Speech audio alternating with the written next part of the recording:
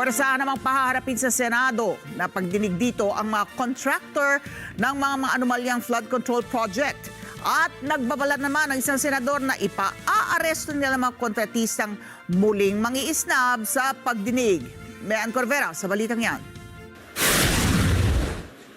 Nilagdaan na ni Senate President Francis Escudero ang sabina para pwersahin ang mga contractors na humarap sa pagdinig ng Senate Blue Ribbon Committee hinggil sa maanumalyang infrastructure projects.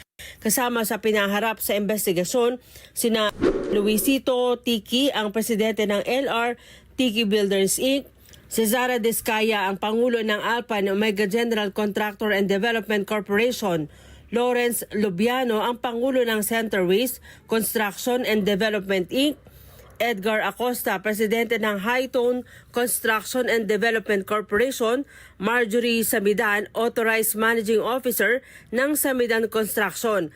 Kasama rin sa pinaharap sa investigasyon sina Romeo Miranda, presidente ng Royal Crown Monarchs Construction and Supplies Corporation, si Maria Roma Angeline Rimando, ang pangulo ng St. Timothy Construction Corporation, Aderma Angeli Alcazar, ang presidente ng SunWest Corporation, Yumir Villanueva ng Top Notch Catalyst Builders at Mark Alan Arevalo, ang general manager ng Wawa Builders. Ayon kay Senate Blue Ribbon Committee Chairman Rodante Marcoleta, itutuloy ang pagdinig sa maanumalyang kontrata sa Lunes, September 1. Kabilang sa mga isinampina ng komite ang may-ari ng Wawa Builders na nakakuha ng bilyon-bilyong pisong kontrata sa Bulacan pero walang nagawang proyekto.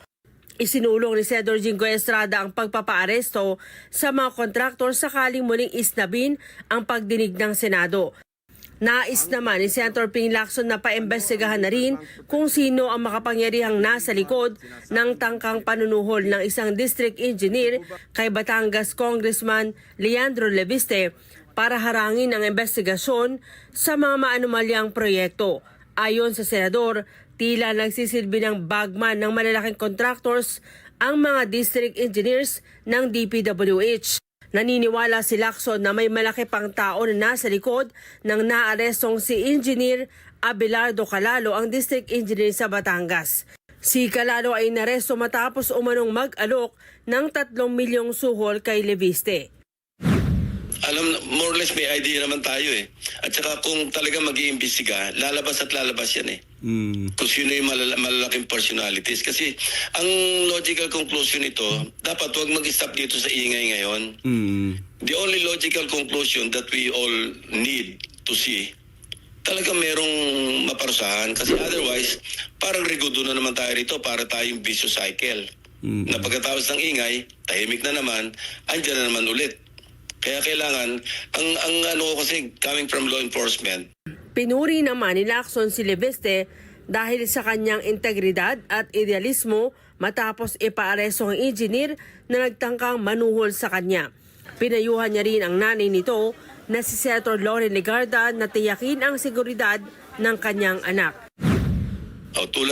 Kaya breath of fresh air talaga si Congressman Leviste.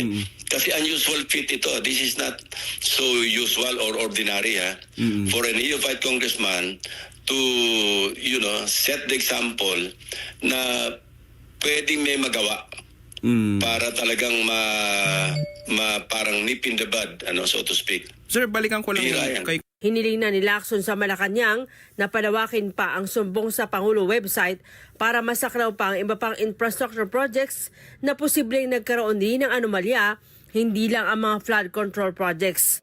Malaki anyang naitulong ng website ng Pangulo para mabilis silang matonton ang mga proyekto ng gobyerno, lalo na mga ghost projects na napondohan na ng pamahalaan.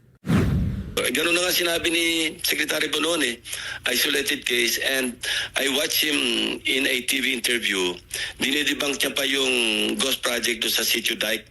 Sabi niya, mali-mali raw, miscommunication, parang sinasabi niya, hindi totoong may ghost project doon sa Sitio Dike dahil sa report daw niya wala.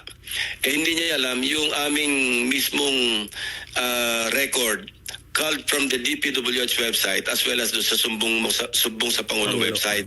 Malinaw yun na nandun yung description ng project. Mayan Corvera para sa Mata ng Agila, matatag, matapang, matapat.